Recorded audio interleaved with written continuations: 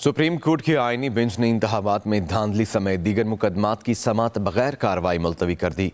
Justice Aminuddin Khan ने remarks दिए कि आईनी बेंच आज सिर्फ फौजी अदालतों में सिविलियंस के ट्रायल के खिलाफ केस सुनेगा। वसीम मलिक से बात कर लेते हैं। जी वसीम।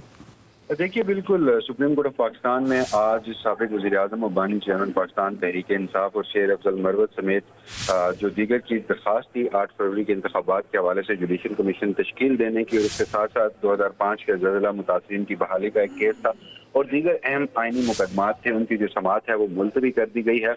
और जस्टिस अमीनुद्दीन खान जो बेंच के सरबराह हैं, उनकी जानिब से कहा गया कि सुप्रीम कोर्ट का आइनी बेंच जो है वो आज सिर्फ फौजी अदालतों का जो केस है वो सुनेगा, और उसके बाद जो वज़ारत दिफा के वकील थे ख्वाजा हारिस वो रोस्टम पर आए, उनके दलाइल जारी हैं। उन्होंने अपने दलाइल का आगाज़ किया तो उन्होंने कहा कि सुप्रीम कोर्ट ने माजी में भी करार दिया था कि फौज के मातहत सिविलियंस का कोर्ट मार्शल हो सकता है, जिस पर जस्टिस जमाल मंदोखेल ने उनसे सवाल किया कि मौजूदा केस में मुतासरा फरीक और अपील दायर करने वाला कौन है। ख्वाजा हारिस की जानिब से कहा गया कि वज़ारत दिफा की जानिब से अपील दायर की गई है, जिस पर जमाल मंदोखेल का कहना था कि वज़ारत दिफा एग्जेक्टिव का इदारा है, एग्जेक्टिव के खिलाफ अगर कोई जुर्म हो तो क्या वो खुद जज बनकर फैसला कर सकता है। आइन में तो अख्तियारात की तकसीम जो है वो बिल्कुल वाज़ेह है कि एग्जेक्टिव अदलिया का किरदार अदा नहीं कर सकती, और फौजी अदालतों के केसों में यही बुनियादी सवाल है। जो समाअत को ताहाल जारी है और वज़ारत दिफा के वकील के दलाइल भी जारी हैं। बहुत बहुत शुक्रिया वसीम आपका।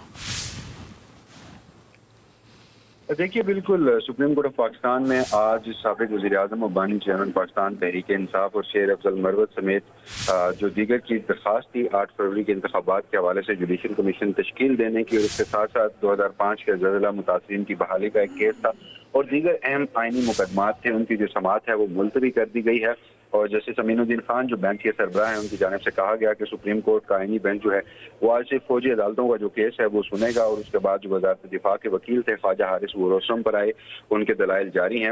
उन्होंने अपने दलाइल का आगाज़ किया तो उन्होंने कहा कि सुप्रीम कोर्ट ने माजी में भी करार दिया था कि फौज के मातहत सिविलियंस का कोर्ट मार्शल हो सकता है, जिस पर जस्टिस जमाल मंदोखेल ने उनसे सवाल किया कि मौजूदा केस में मुतासरा फरीक और अपील दायर करने वाला कौन है। ख्वाजा हारिस की जानिब से कहा गया कि वज़ारत दिफा की जानिब से अपील दायर की गई है, जिस पर जमाल मंदोखेल का कहना था कि वज़ारत दिफा एग्जेक्टिव का इदारा है, एग्जेक्टिव के खिलाफ अगर कोई जुर्म हो तो क्या वो खुद जज बनकर फैसला कर सकता है।